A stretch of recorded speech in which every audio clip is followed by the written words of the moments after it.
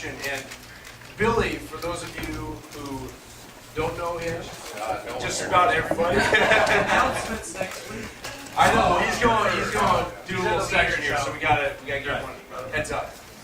Billy is he was working with the church in San Jose for a while. Last 5 years. Yeah. Okay, good friends.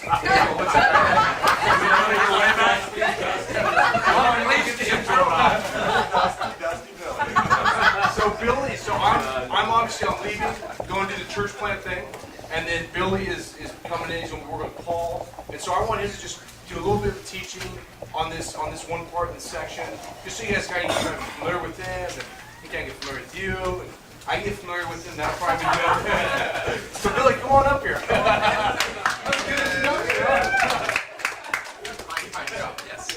Hi, everybody. Hey, bathroom story from Billy. Well, I grew up on a dairy farm. I have a lot of SHIT stories. Let's see, mine is, that's not a cuss word on a farm. That's just what it's called. And so when I was 5, my mom, introduces me to my kindergarten teacher and says to her, now, Mrs. Severson, if Billy says, that word, don't send him to the principal's office. That's just what we say on the dairy farm. So,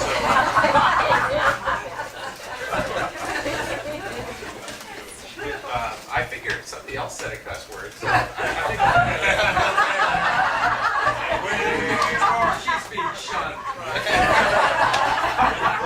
Good thing Vicky was holding back. I'm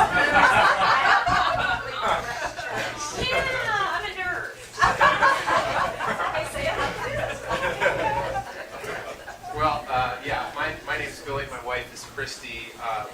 We're going to be working here part-time for the next year, part-time / full-time, and then hopefully beyond that as well as we go to school, as I finish up my master's degree at Fuller in theology. And I've known John and Chris for a long time, maybe 18 years or so, and so we're happy to be here.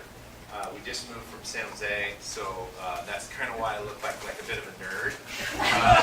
That's how we dress. eBay. Billy, we don't tuck our shoes. I made her do that this morning. Tried to go and tuck. All right.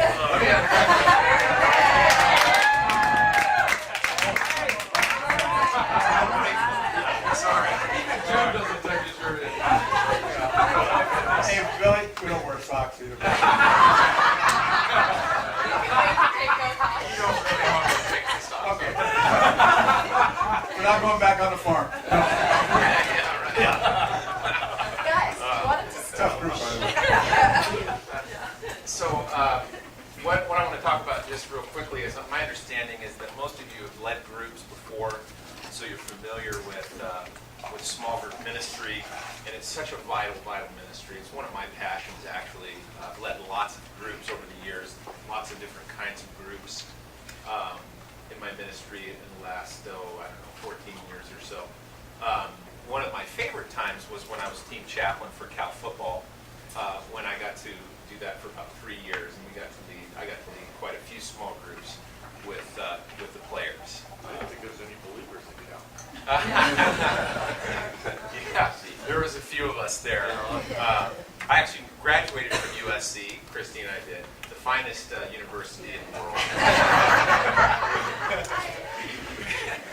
And one of the great conflicts I had was every year when Cal played USC. Was very difficult. It was a difficult day for me. Because I felt like I was being a hypocrite.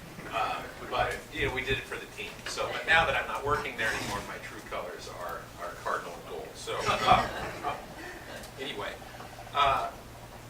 we have sort of decided here to become groups that are not lecture based, but are discussion based.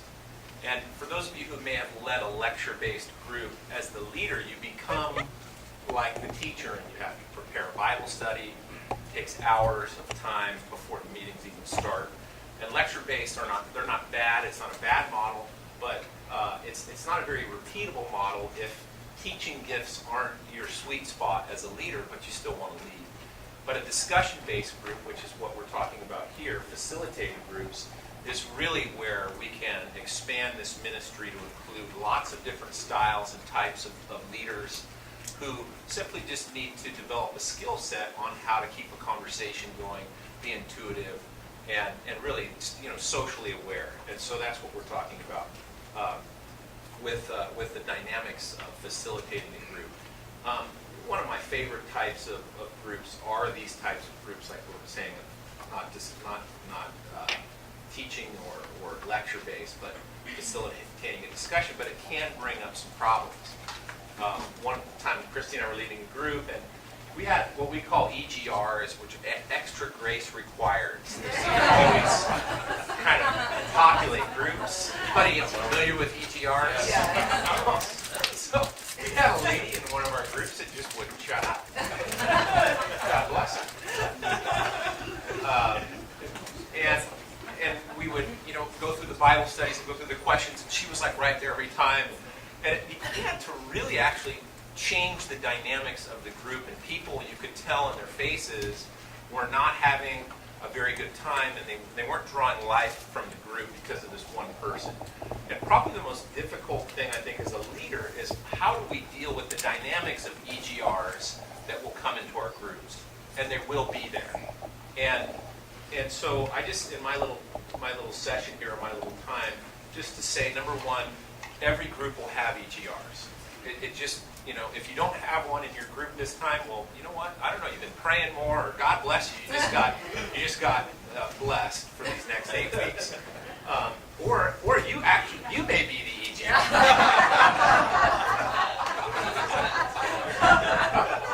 and then maybe you and I can have a coffee or something on the side. But how do we deal with that? And it really takes some delicate ministry and a way that we're not embarrassing people who we know kind of aren't maybe aware of their tendencies to dominate a discussion. But it's our job is to minimize the EGR factor so that life can flow throughout the group, and so that the discussions of the scripture and prayer, that everyone in the group is being drawn in. And so how do we deal with this one? Actually, it became so predominant that I had to call her on the phone, and we had to have a meeting. And she was horrified. She was horrified. As hard as it was, though, at the end of the day, she was very grateful. And God actually used that interaction in her life in a major way to bring some change and transformation to her. And she was very thankful for it. And I think most people are not aware of their blind spots, and they want someone to love them through their blind spots.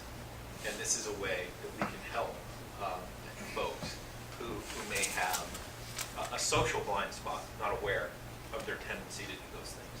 So I have lots of stories about small groups. I think my time is up, but I just look forward to really building here and being with you all. And I promise I won't swear too much next time.